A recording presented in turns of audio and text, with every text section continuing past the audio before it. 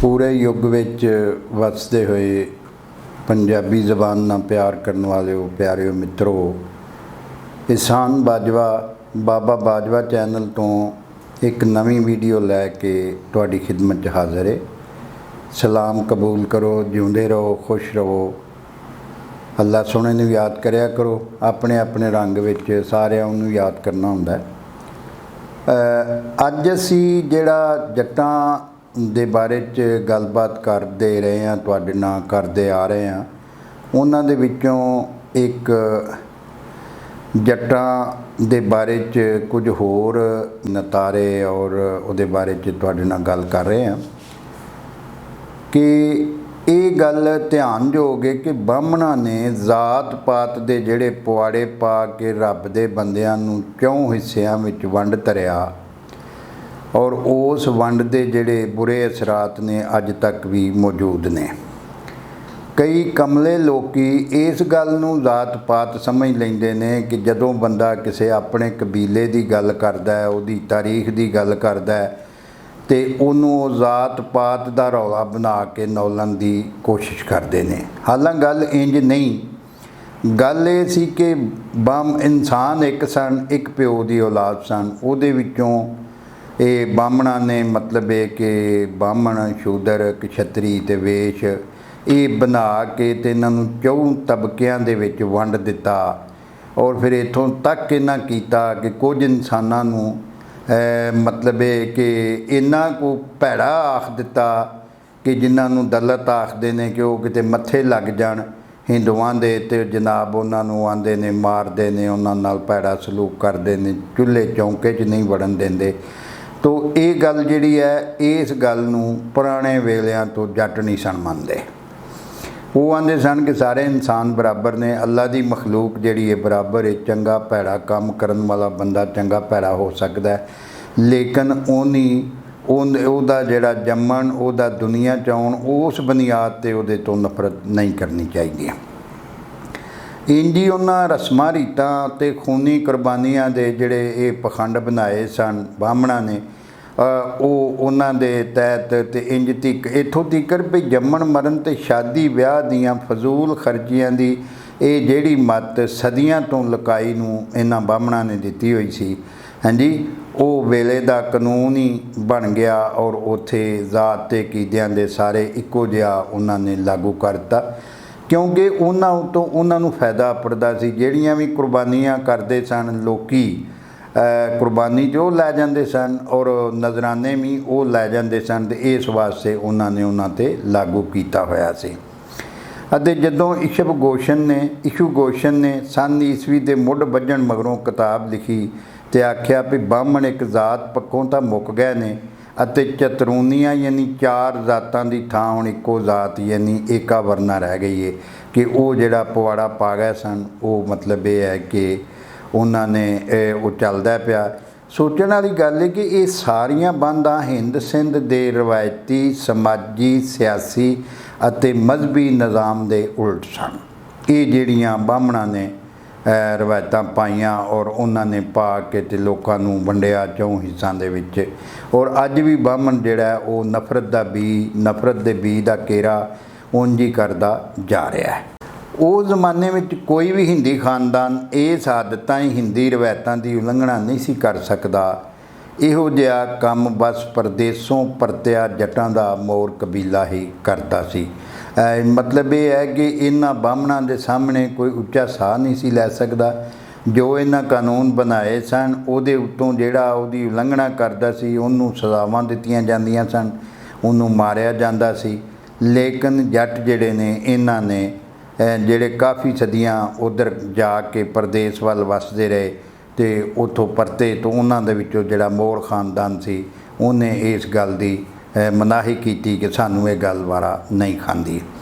होरे इन्हां दा घाटे खाण दा कारण भी इहो ही सी कि इसे पुराणां दे विच जिहड़ा इन्हां दे बारे च लिखिया गया उहदे विच जट्टां नूं उन्हां अखों परोखे कर छड़िया और मोर कबीला जिहड़ा है जट्टां दा उहनूं भी खास करके अखों ओहले कर दिता। बुद्ध प्रकाश ने चंद्रगुप्ता मौर्य की सझाण तारीख दान कंद फरदोसी दे कायद अते मजमुल तवारीख दे कफनंद परों की है। यानी बुद्ध प्रकाश ने चंद्रगुप्त मौर्य की संझाण जिहड़ा तारीखदान सऊदी है उन्हें उन्होंने कनद आख्या, फरदोसी ने कायद आख्या, तो मजमुल तारीख तवारीख दे बंदे जिहड़ा लिखारी सी उन्होंने कफनंद आख्या। मगरली किताब के हवाले इलियट ते डॉसन ने अपनी किताब history of India as told by its own historians which भी दिते ने। BS दाहिया दसदे ने कि उन्हें इस हिस्से नूं जट्टां दे धारन यानी गुप्त खानदान वाले हिस्से विचों नकल कीता है। वेखण वाली गल है वी भई कफनंद नूं सीधा सीधा गैर हिंदू ते गैर हिंदी दस्सिया गया है। हालां वो बड़ी सोहनी गल करदा सी अते उन्हें मिठे बोलां राहीं हिंद सिंध वालियां दे दिल जित लए सन। ते जे कफनंद की शनाख्त चंद्रगुप्त नाल ठीक की गई है तां यह हकीकत नितर जाती है भई हिंद सिंध विच एक नवां परत्या जी सी, यानी जिहड़ा बहुत पहलां इत्थों ही गए सन, क्योंकि वो इलाका ही सारा जिहड़ा उस वेले ईरानवी सपत सिंधु का हिस्सा सी और पूरा ईरानवी पूरा अफगानिस्तानवी, तो इस वास्ते सज्जे खब्बे जाते रहंदे सन। बाद जड़ियाँ मुल्कां दीयां हद्दां बणियां ते बहुत वड्डा मुल्क सी। ये अंदर एक ये पूरे देश के अंदर ही कई बारी किसी हिस्से कोई राज करता सी, किसी कोई करता से। इंज असी इस सिटे ते अपड़दे हां भी चंद्रगुप्त मौर्य के कबीले का नाम मौर सी। ये वो लफज है जो इंग्लिस्तान में बाज़े लोगों का खानदानी लकब है अते MORE मोर लिखा जाता है। इस तो अड ये वही लफज है जो यूरोप MOR मोर भी लिखा जाता है और ये कई कबीलियां की शनाख्त वाला नाम है। ठीक है, असी वेख चुके हैं भी किस तरह ये जट कबीले विचकारले एशिया तो सारिया पासियां ते खिलर पुलर गए। यानी वो जदों विचकारले एशिया चपड़े सन तो उदों जदों लड़ाइयां हुई तो असीं दस चुके हैं कि फिर वो अगे पिछे नट्ठे भजे तो चौके सारे यूरोप भी चले गए जिथे वो गोट या जट सदांदे रहे, अज भी सदा रहे हैं। असी वेख चुके हैं कि जट्टां दी सिब्बी या सीवी कबीला जिन्हों सोएबी या सरोया भी आख्या गया है, वो स्कैंडिनेविया ते स्पेन में भी जा वसिया। दूर दूर के इलाकों में जट्टां दा एक कबीला जा वसिया। हिंद सिंध के चौहान जट फ्रांस के चावानीज़ ने फ्रांसीसियां का पुराना नाम गाल वो ही है जिन्हों हिंद सिंध विच गालान जट आखते हैं। इत्थे पाणिनी दे जबान के असूल कहदे मुताबक कबीले के नाम के नाल अन अलफ नून अन दे हरफ वधा दिते गए ने। हिंद सिंध दे राज जट वही ने जिहड़े बरतानिया दे रूज ने, यानी जिहड़े बरतानिया दे विच रूज लिखते ने वो राज जट ने। अते जर्मनी दे हंस या हुंज वही ने जो हिंद सिंध दे हंस जट ने। इंज हिंद सिंध दे मोर जट यूरोप विच भी मोर ही सदांदे ने। साडा मतलब उन्हां दी तारीख लिखना नहीं, सगों जट कबीलियां दी होंद ते संझाण करानी है भी वो कित्थे कित्थे वसदे ने। हुण घट वध सारे लोग इस गल नूं मनदे ने भी कईयां जट्टां दे मौर्या कबीले का पुराना नां ही मौर्या खानदान दे जट खानदान का असली नां है, जिहदा मुੱਢ चंद्रगुप्त मौर्य ने बन्निया सी। अते उहदी मां का नाम मोरा ते प्यो का नाम मौर्या वाली गल जिहड़ी बनाई गई इन्हां लोकां ने बनाई वो उक्की झूठी ते मन घड़त गल है। इत्थों तੀਕਰ भी पुराणा दे विच भी मोर पक्खू जां उहदी जिहड़ा मौर्य सी चंद्रगुप्त मौर्य उहदी मां का नाम मोरा वाले मन घड़त ख्याल वाल इशारा तक नहीं किया गया। उत्थे बस यही बयान मिलता है भी नंदा हाकमां नूं ब्राह्मण कुटलिया ने तख्तों ला सुटिया सी अते उन्हें चंद्रगुप्त के सिर ते ताज पवाया सी। विष्णु पुराण का वेरवा करने वाले ने पहली बारी मौर्या के लकब की वजाहत करदिया होया चंद्रगुप्त जट हाकम नूं निक्की जात का साबित करने की भी वाह लाई है। उसने ज़ाहिर ये जिहड़े पुराण सन जिन्हां लोकां ने लिखे सन उन्हां कोई किसी ना किसी पासियों ये काम करना सी कि इन्हां नूं जट्टां नूं निक्की जात दा ते मतलब ये साबित किया जाए। उसने ये लकब मोरा नाल जोड़न का यतन किया कि जी इसकी माँ का नाम मोरा सी तो नंदा बादशाह की बीवी सी ਤੇ ਚੰਦਰਗੁਪਤ ਦੀ ਉਹ ਹੀ ਮਾਂ ਬਣੀ ਬਾਅਦ ਵਿੱਚ। ਤੇ ਪ੍ਰਾਣ ਦਾ ਵੇਰਵਾ ਇੰਜ ਕਰਨ ਵਾਲਾ ਉਹ ਬੰਦਾ ਜਾਲੀ ਤਾਰੀਖ ਬਣਾਉਣ ਤੇ ਗਲਤ ਗ੍ਰਾਮਰ ਬਣਾਉਣ ਦਾ ਦੋਸ਼ੀ ਹੈ ਕਿ ਉਹਨੇ ਇਹ ਸਾਰਾ ਕੁਝ ਜੋ ਕੀਤਾ ਹੈ ਪ੍ਰਾਣਾਂ ਦੇ ਵਿੱਚ ਇਹ ਬਿਲਕੁਲ ਗਲਤ ਲਿਖਿਆ ਹੈ ਔਰ ਇਹ ਮਨ ਘੜਤ ਗੱਲ ਲਿਖ ਦਿੱਤੀ ਹੈ। ਮੋਰੀਆ ਦਾ ਲਕਬ ਮੋਰਾ ਵਿੱਚੋਂ ਨਹੀਂ ਕੱਢਿਆ ਜਾ ਸਕਦਾ। ਇਹ ਪਾਣੀਨੀ ਦੀ ਕਿਤਾਬ ਜਿਹੜੀ ਗਣਪਤ ਹੈ ਉਹਦੇ ਵਿੱਚ ਇੱਕ ਬੱਕਰੀ ਦਾ ਨਾਂ ਹੈ। ਪ੍ਰਾਣਾਂ ਦਾ ਵੇਰਵਾ ਕਰਨ ਵਾਲੇ ਨੂੰ ਗ੍ਰਾਮਰ ਦੇ ਕਾਇਦੇ ਕੁਲੀਏ ਤੋਂ ਵੱਧ ਚੰਦਰਗੁਪਤ ਦੀ ਮਾਂ ਨੂੰ ਖੋਜਣ ਦੀ ਵੀ ਚੋਖੀ ਫਿਕਰ ਹੈ। ਉਹਦੀ ਵਜ੍ਹਾ ਹੈ ਕਿ ਉਹ ਕਿਸੇ ਨਾ ਕਿਸੇ ਤਰੀਕੇ ਨਾਲ ਜੱਟ ਕਬੀਲੇ ਦੀ ਮਤਲਬ ਇਹਾਨਤ ਕਰਨ ਦੇ ਉੱਤੇ ਤੁਲੇ ਹੋਏ ਸਨ ਔਰ ਸਦੀਆਂ ਤੋਂ ਤੁਲੇ ਹੋਏ ਸਨ। ਅੱਜ ਵੀ ਇਹੋ ਹੀ ਕੀਤੇ ਜਾ ਰਿਹਾ ਕਿ ਮਤਲਬ ਮੈਨੂੰ ਦੱਸਿਆ ਗਿਆ ਕਿ ਬਾਕਾਇਦਾ YouTube ਦੇ ਉੱਤੇ ਔਰ ਸੱਜੇ ਖੱਬੇ ਜਿੱਥੇ ਜਿੱਥੇ ਵੀ ਪੁਰਾਣਾ ਇਤਿਹਾਸ ਹੈ ਉਹਦੇ 'ਚ ਜੱਟਾਂ ਦਾ ਨਾਂ ਕੱਢ ਕੇ ਤੇ ਕੋਈ ਰਾਜਪੂਤ ਕਿਤੇ ਹੋਰ ਵਾੜਿਆ ਜਾ ਰਿਹਾ। BD ਸਪੂਨਰ ਜਿਹਨੇ ਪਾਟਲੀਪੁੱਤਰ ਦੇ ਖੋਲਿਆਂ ਦੀ ਖੁਦਾਈ ਕੀਤੀ ਉਹ ਉੱਥੋਂ ਲੱਭਣ ਵਾਲੀਆਂ ਸ਼ੈਵਾਂ ਨੂੰ ਵੇਖ ਕੇ ਬੜਾ ਹੈਰਾਨ ਹੋਇਆ ਤੇ ਉਹਨੇ ਆਪਣੇ ਜਿਹੜਾ ਮਕਾਲਾ ਸੀ ਹਿੰਦ ਸਿੰਧ ਦੀ ਤਾਰੀਖ ਦਾ ਜ਼ਰਤੁਸ਼ਤੀ ਜ਼ਮਾਨਾ ਵਿੱਚ ਆਪਣੀ ਕਾਢ ਬਾਰੇ ਜੋ ਦੱਸਿਆ ਉਹਦੀ ਕਾਢ ਦੇ ਕੁਝ ਪੱਖਾਂ ਬਾਰੇ ਅਸੀਂ ਗੱਲ ਕਰਨੇ ਆ ਜਿਨ੍ਹਾਂ ਤੋਂ ਇਹ ਸਾਬਤ ਹੁੰਦਾ ਹੈ ਕਿ ਚੰਦਰਗੁਪਤ ਦੇ ਜ਼ਮਾਨੇ ਦੀਆਂ ਸ਼ਹਾਦਤਾਂ ਚੋਖੀਆਂ ਨੇ ਅਤੇ ਵੇਰਵੇ ਨਾਲ ਨੇ ਜਿਨ੍ਹਾਂ ਤੋਂ ਇਹ ਪੱਕ ਹੋ ਜਾਂਦਾ ਹੈ ਭਈ ਆਮ ਉਸਾਰੀ ਅਦਬ ਅਦਾਬ ਤੇ ਸਜ਼ਾਵਾਂ ਦੇ ਕਾਨੂੰਨ ਈਰਾਨ ਦੇ ਪੈਰਾਂ ਤੇ ਪੈਰ ਧਰਨ ਵਾਲੇ ਲੱਗਦੇ ਨੇ। ਯਾਨੀ ਚੰਦਰਗੁਪਤ ਮੌਰੀਆ ਨੇ ਇੱਥੇ ਜਿਹੜਾ ਵੀ ਆ ਕੇ ਅਦਬ ਅਦਾਬ ਤੇ ਸਜ਼ਾਵਾਂ ਦੇ ਕਾਨੂੰਨ ਜਾਂ ਹੋਰ ਵੀ ਜਿਹੜੇ ਜ਼ਿੰਦਗੀ ਦੇ ਟੀਚੇ ਸਨ ਜੋ ਉਹਨਾਂ ਨੇ ਸ਼ੁਰੂ ਕੀਤੇ ਉਹ ਬਿਲਕੁਲ ਇਸ ਤਰ੍ਹਾਂ ਨੇ ਕਿ ਈਰਾਨ ਵਿੱਚ ਵੀ ਉਹ ਸਾਰੇ ਟੀਚੇ ਵਰਤੇ ਜਾਂਦੇ ਨੇ ਕਿਉਂਕਿ ਇਹ ਕਬੀਲਾ ਬੜਾ ਚਿਰ ਈਰਾਨ 'ਚ ਵੀ ਰਿਹਾ ਜਾ ਕੇ ਔਰ ਈਰਾਨ ਜਿਸ ਤਰ੍ਹਾਂ ਮੈਂ ਦੱਸਿਆ ਕਿ ਉਸ ਵੇਲੇ ਸਪਤ ਸਿੰਧੂ ਦਾ ਹਿੱਸਾ ਸੀ ਤੇ ਉਹ ਜ਼ਾਰੇ ਉਹਨਾਂ ਦੀ ਜਿਹੜੀ ਉਸਾਰੀ ਤੇ ਉਹਨਾਂ ਦਾ ਰੰਗ ਰੂਪ ਰੰਗ ਸਾਰਾ ਉਹਦਾ ਅਸਰ ਵੀ ਇਹਨਾਂ ਤੇ ਪਿਆ ਹੋਇਆ ਅਤੇ ਸਪੂਨਰ ਮੌਰੀਆ ਖਾਨਦਾਨ ਦੇ ਆਲਟ ਅਤੇ ਸ਼ਹਿਰੀ ਮਹੱਲਿਆਂ ਤੇ ਯੂਨਾਨੀ ਰੰਗ ਢੰਗ ਨੂੰ ਨਹੀਂ ਮੰਨਦਾ ਅਤੇ ਉਹ ਆਖਦਾ ਹੈ ਭਈ ਗਵਾਹੀਆਂ ਬਸ ਈਰਾਨ ਵੱਲ ਇਸ਼ਾਰਾ ਕਰਦੀਆਂ ਨੇ ਅਤੇ ਇਹ ਪੱਕ ਕਰਾਉਂਦੀਆਂ ਨੇ ਵੀ ਜੇ ਤਾਰੀਖ ਵਿੱਚ ਝਾਤੀ ਪਾ ਕੇ ਵੇਖੀਏ ਤਾਂ ਇਹ ਖਾਨਦਾਨ ਈਰਾਨੋਂ ਪਲਟਿਆ ਜਾਪਦਾ ਹੈ। ਇਸ ਤਰ੍ਹਾਂ ਕਿ ਇਹ ਵਾਹਵਾ ਚਿਰ ਈਰਾਨ 'ਚ ਰਹਿ ਕੇ ਆਏ ਨੇ। ਉਹ ਦੱਸਦਾ ਵੀ ਮਰਬ ਦੇ ਸ਼ਹਿਰ ਨੂੰ ਮੋਰ ਵੀ ਆਖਿਆ ਜਾਂਦਾ ਸੀ। ਉਹਨੇ KPJ ਸਵਾਲ ਦਾ ਹਵਾਲਾ ਦਿੱਤਾ ਹੈ ਜਿਹਦੇ ਅੰਦਰ ਇਸ ਪਾਸੇ ਇਸ਼ਾਰਾ ਮਿਲਦਾ ਹੈ ਭਈ ਪੁਰਾਣੀ ਕਿਤਾਬ ਅਵਿਸਤਾ ਵਿੱਚ ਮੋਰ ਦਾ ਨਾਮ ਮਿਲਦਾ ਹੈ। ਉਹ ਇਸ ਤੋਂ ਅੱਡ ਇਹ ਵੀ ਆਖਦਾ ਵੀ ਮੌਰੀਆ ਖਾਨਦਾਨ ਵਿੱਚ ਮਿਣਨ ਤੋਲਣ ਵਾਲੇ ਸੰਦ ਜਿਹੜੇ ਸਨ ਮੰਨੂ ਦੀ ਥਾਂ ਈਰਾਨੀ ਨਿਜ਼ਾਮ ਜਿਹੜਾ ਸੀ ਉਹਨਾਂ ਦਾ ਮਿਣਨ ਤੋਲਣ ਦਾ ਉਹਦੇ ਨਾਲ ਮਿਲਦੇ ਜੁਲਦੇ ਸਨ। ਮੌਰੀਆ ਦੇ ਸਿੱਕਿਆਂ ਦੇ ਸੂਰਜ ਇੱਕ ਟਾਹਣੀ ਇੱਕ ਕੁਹਾਣ ਵਾਲੇ ਢੱਗੇ ਤੇ ਇੱਕ ਚੀਨੀ ਤਰਜ਼ ਦੇ ਪਹਾੜ ਦੀਆਂ ਅਲਾਮਤਾਂ ਮੌਜੂਦ ਨੇ। ਉਹ ਇਹਨਾਂ ਨੂੰ ਈਰਾਨੀ ਅਲਾਮਤਾਂ ਖਿਆਲਦਾ ਹੈ ਹਾਲਾਂ ਅਸਲ ਵਿੱਚ ਉਹ ਮਾਝੀ ਅਲਾਮਤਾਂ ਨੇ। ਚੀਨੀਆਂ ਦੀ ਅਲਾਮਤ ਅਸਲ ਵਿੱਚ ਇੱਕ ਉੱਚਾ ਪਹਾੜ ਹੈ ਜੋ ਜ਼ਮੀਨ ਦੀ ਨਿਸ਼ਾਨੀ ਉੱਤੇ ਉੱਚਾ ਨਿਵਾਨ ਖਤ ਪਾਣੀ ਦੀ ਨਿਸ਼ਾਨੀ ਹੈ ਕਿ ਜਿਹੜਾ ਮਤਲਬ ਹੈ ਕਿ ਉੱਤੇ ਪਹਾੜ ਦੇ ਨਾਲ ਪਾਣੀ ਵਗਦਾ ਉਹ ਉੱਚਾ ਨੀਵਾਂ ਹੁੰਦਾ ਹੈ, ਇਹ ਉਹਦੀ ਨਿਸ਼ਾਨੀ ਹੈ। ਸੂਰਜ ਦੇ ਨਾਲ ਨਾਲ ਜ਼ਮੀਨ ਉੱਤੇ ਪਾਣੀ ਦੀਆਂ ਦੋ ਅਲਾਮਤਾਂ ਸਿੱਧੀਆਂ ਸਿੱਧੀਆਂ ਸੇਥੀ ਜੱਟੇ ਜਾਂ ਸੇਥੀ ਜੱਟਾਂ ਦੀਆਂ ਅਲਾਮਤਾਂ ਨੇ।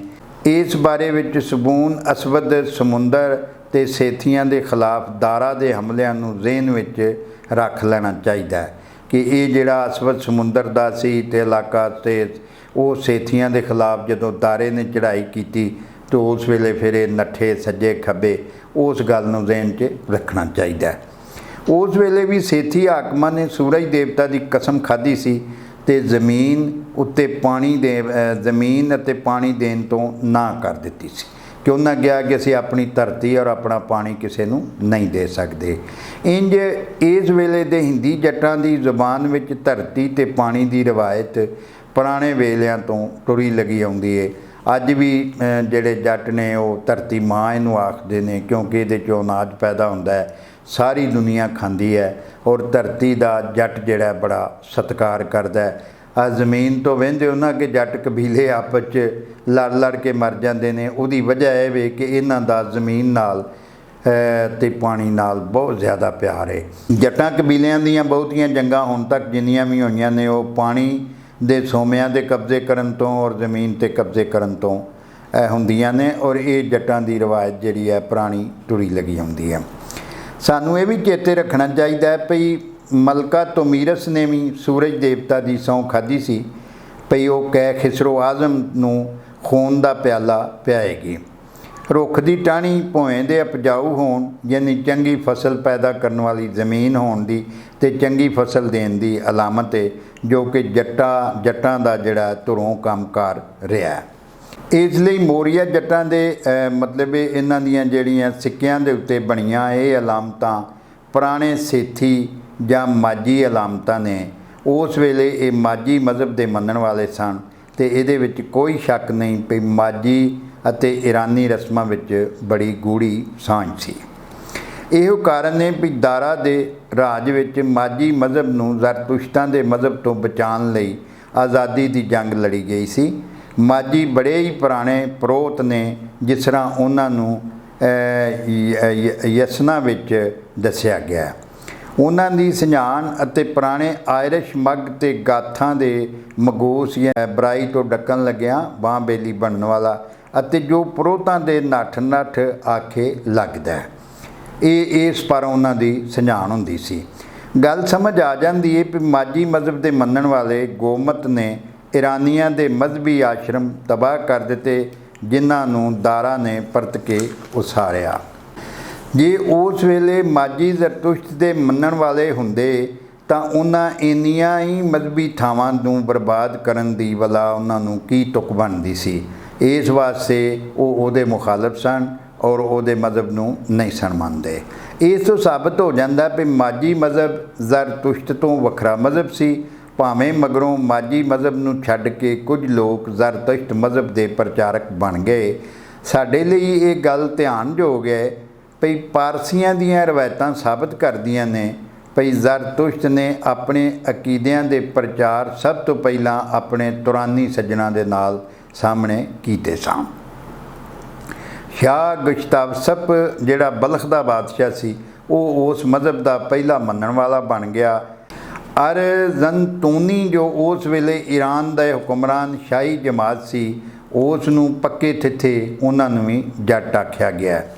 ਹਿੰਦ ਸਿੰਧ ਵਿੱਚ ਸੂਰਜ ਪੂਜਾ ਦਾ ਸਾਰਾ ਖਿਆਲ ਵਿਚਕਾਰਲੇ ਏਸ਼ੀਆ ਦੇ ਜੱਟਾਂ ਦੇ ਉਹਨਾਂ ਮਾਝੀ ਪ੍ਰੋਤਾਂ ਨਾਲ ਜੁੜਿਆ ਹੋਇਆ, ਜਿਨ੍ਹਾਂ ਨੂੰ ਸ਼ਾਕਦੂਪੀਆ ਦੇ ਬਾਹਮਣ ਆਖਿਆ ਗਿਆ। ਬੋਸ਼ੀਆ ਪ੍ਰਾਨ ਇਹਨਾਂ ਦੀਆਂ ਰਸਮਾਂ ਨਾਲ ਭਰਿਆ ਪਿਆ। ਇੱਕ ਹੋਰ ਗੱਲ ਹੈ ਵੀ ਹਿੰਦ ਸਿੰਧ ਵਾਲੇ ਪਹਿਲਾਂ ਬਸ 3 ਵੇਦਾਂ ਨੂੰ ਮੰਨਦੇ ਰਹੇ ਅਤੇ ਚੌਥੇ ਵੇਦ ਨੂੰ ਉਹ ਵੇਦ ਮੰਨਦੇ ਹੀ ਨਹੀਂ ਸਨ। ਮਾਝੀ ਪ੍ਰੋਤਾਂ ਨੂੰ ਬਾਹਮਣ ਮੰਨ ਲੈਣ ਮਗਰੋਂ ਇਹ ਹੋਇਆ ਕਿ ਅਥਰ ਵੇਦ ਨੂੰ ਵੀ ਵੇਦ ਮੰਨ ਲਿਆ ਗਿਆ ਅਤੇ 4 ਵੇਦ ਪੂਰੇ ਹੋ ਗਏ। ਇਸ ਗੱਲ ਦੀ ਗਵਾਹੀ ਮਿਲਦੀ ਹੈ ਕਿ ਚਾਣਕੀਆ ਆਪੋਂ ਵੀ ਮਾਝੀ ਬ੍ਰਾਹਮਣ ਸੀ। ਇਹੋ ਕਾਰਨ ਹੈ ਕਿ ਵੇਦਾਂ ਤੋਂ ਵੱਧ ਅਨੋਕਿਸ਼ਕੀ ਨੂੰ ਮੰਨਦਾ ਹੈ। ਇਹੋ ਕਾਰਨ ਇਹ ਕਿ ਚਾਣਕੀਆ ਨੇ ਅਥਰੂਨ ਵਜ਼ੀਰ ਨੂੰ ਬਾਦਸ਼ਾਹ ਦਾ ਵੱਡਾ ਸਲਾਹਕਾਰ ਮੰਨ ਲਿਆ ਸੀ। ਚੌਥੇ ਵੇਦ ਦਾ ਪੂਰਾ ਨਾਮ ਹੀ ਅਥਰੂਨ ਗਰਾਸਾ ਹੈ। ਸਾਨੂੰ ਪਤਾ ਹੈ ਵੀ ਅੰਗਰਾਸਾ ਲੋਕ ਵਰਗੂ ਲੋਕਾਂ ਦੇ ਨਾਲ ਯਕੀਨੀ ਪੱਖੋਂ ਸਮਾਜ ਦੇ ਪੁਜਾਰੀ ਸਨ। ਇਸ ਲਈ ਇਹ ਚੌਥਾ ਵੇਦ ਅਸਲ ਵਿੱਚ ਹਿੰਦੁਸਤਾਨੀ ਨਾਲੋਂ ਵੱਧ ਈਰਾਨੀ ਹੈ। ਵਿਸ਼ਨੂੰ ਪੁਰਾਣ ਮੁਤਾਬਕ ਕ੍ਰਿਸ਼ਨ ਜੀ ਦਾ ਮੁੰਡਾ ਸੰਭਾ ਮਾਝੀ ਪ੍ਰੋਤਾਂ ਦੇ 18 ਖਾਨਦਾਨਾਂ ਨੂੰ ਸ਼ਾਕਦੂਪੀਆ ਤੋਂ ਹਿੰਦ ਸਿੰਧ ਵਿੱਚ ਲੈ ਕੇ ਆਇਆ ਸੀ ਤਾਂ ਜੋ ਸੂਰਜ ਮੰਦਰ ਦੇ ਪੁਜਾਰੀਆਂ ਦਾ ਕੰਮ ਲਿਆ ਜਾ ਸਕੇ। ਪਰ ਇਹ ਵੱਖਰੀ ਗੱਲ ਹੈ ਵੀ ਇਹ ਪ੍ਰੋਤ ਈਰਾਨ ਤੋਂ ਨਹੀਂ ਸਨ, ਸਗੋਂ ਸ਼ਾਕਦੂਪੀਆ ਯਾਨੀ ਸੇਥੀ ਜੱਟਾਂ ਦੇ ਦੇਸ਼ ਤੋਂ ਸੱਦੇ ਗਏ ਸਨ। ਇਹ ਵੱਖਰੀ ਗੱਲ ਹੈ ਵੀ ਮਗਰੋਂ ਉਹ ਇਲਾਕਾ ਵੀ ਈਰਾਨ ਦੇ ਰਾਜ ਹੇਠ ਆ ਗਿਆ ਅਤੇ ਇਹਦਾ ਇਹ ਵੀ ਮਤਲਬ ਨਹੀਂ ਵੀ ਉਹ ਇਲਾਕਾ ਈਰਾਨੀ ਜਾਂ ਮਜ਼ਹਬੀ ਪੱਖੋਂ ਪਾਰਸੀ ਬਣ ਗਿਆ। ਉਹ ਸਾਫ਼ ਅਤੇ ਸਿੱਧਾ ਮਾਝੀ ਸੀ। ਤੋ ਇਹ ਗੱਲਾਂ ਜਿਹੜੀਆਂ ਸਨ ਤੁਹਾਡੇ ਨਾਲ ਸਾਂਝੀਆਂ ਕੀਤੀਆਂ। ਕੁਝ ਉਹ ਹਕੀਕਤਾਂ ਜੋ ਪੁਰਾਣੇ ਵੇਲੇ ਦੀਆਂ ਜੋ ਜੱਟਾਂ ਦਾ ਜਿਹੜਾ ਰਹਿਣ ਸਹਿਣ ਸੀ ਉਹਨਾਂ ਦਾ ਜਿਹੜਾ ਪੂਜਾ ਪਾਠ ਕਰਨ ਦਾ ਤਰੀਕਾ ਸੀ, ਮਜ਼ਹਬ ਨੂੰ ਮੰਨਣ ਦਾ ਤਰੀਕਾ ਸੀ, ਔਰ ਉਹਨਾਂ ਬਾਰੇ ਜਿਹੜੇ ਲੋਕਾਂ ਨੇ ਬਾਹਮਣਾਂ ਨੇ ਵੱਖ-ਵੱਖ ਵੇਲਿਆਂ 'ਚ ਪੁਆੜੇ ਪਾਏ, ਇਹ ਤੁਹਾਡੇ ਨਾਲ ਸਾਂਝੇ ਕੀਤੇ। ਸੱਜਣੋ ਮਿੱਤਰੋ, ਅੱਜ ਦੀ ਵੀਡੀਓ ਇੱਥੇ ख़त्म ਹੁੰਦੀ ਹੈ।